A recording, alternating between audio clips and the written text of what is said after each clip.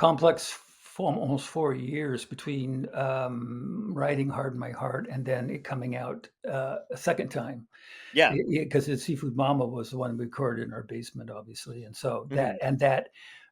we had management by that time. We just gotten management, and Mm. and, it, I had been recording in the basement for a full year before I wrote that, and that in that year, I learned how to write for Okay. tape.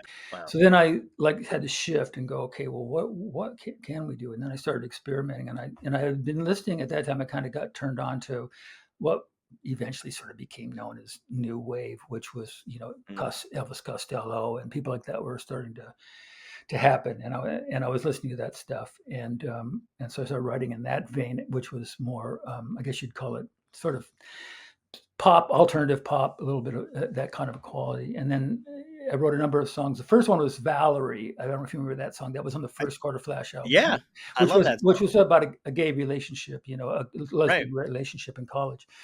And we played that and recorded that. And that was the first thing that we went, now that sounds good. In a different, that was very, Graham Parker, Costello kind of sounding. Yeah.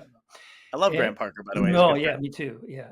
Yeah. So Gary Myrick too, those kind of guys I Yeah. was into at the time.